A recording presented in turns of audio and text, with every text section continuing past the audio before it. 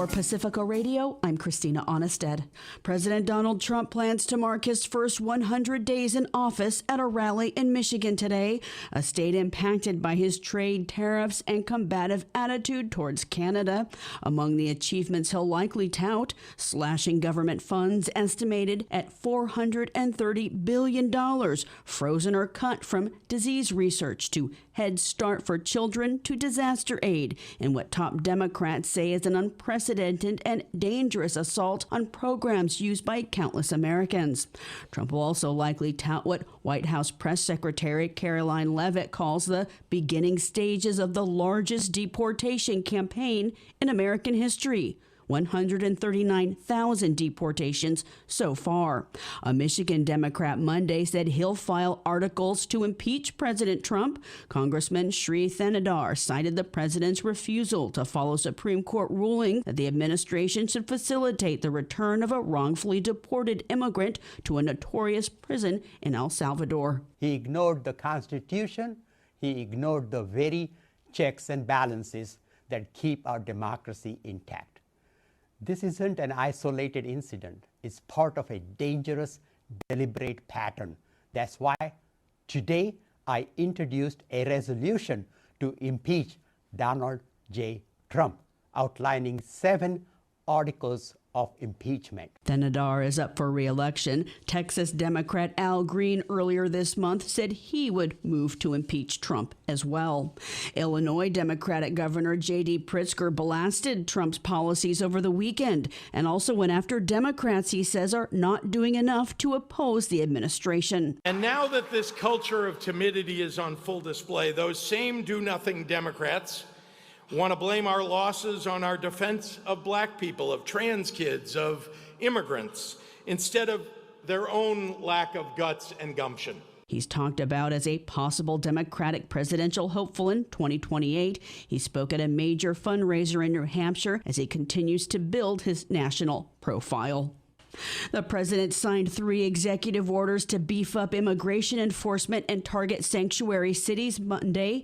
Here's White House Press Secretary Caroline Leavitt. The first EO will strengthen and unleash America's law enforcement to pursue criminals and protect innocent citizens. The second EO is centered around protecting American communities from criminal aliens, and it will direct the Attorney General and Secretary of Homeland Security to publish a list of state and local jurisdictions that obstruct the enforcement of federal immigration laws.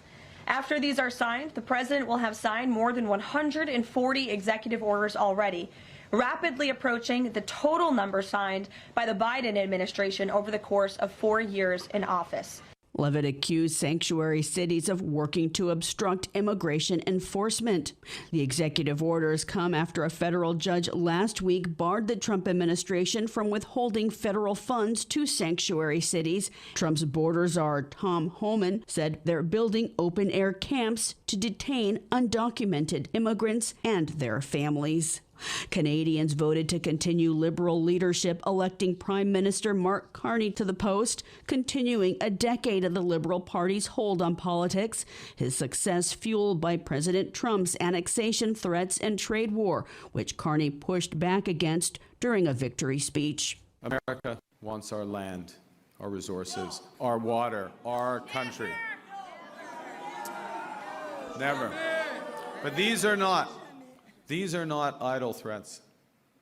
President Trump is trying to break us so that America can own us. That will never ever happen. Carney's Liberal Party may not have an outright majority and may need help in Parliament to form a ruling coalition. Conservative Party leader Pierre Poilievre is also forecast to lose his parliamentary seat.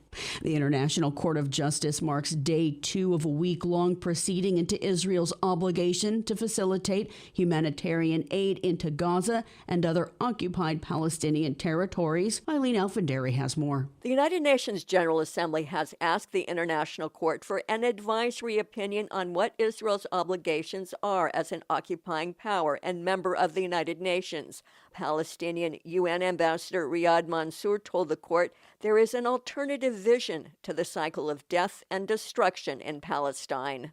Where parents do not live in fear, where children do not discover death before they had a chance to experience life. We are here because the General Assembly needs your guidance to advance justice. But the wheels of the court grind slowly.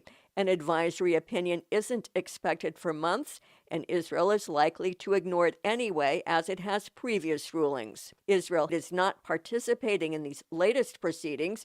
Foreign Minister Gideon Sa'ar denounced the hearing as a circus. The goal is to deprive Israel of its most basic right to defend itself. The United States will participate on Wednesday. I'm Eileen Alfandary. I'm Christina Onnested, reporting for Pacifica Radio.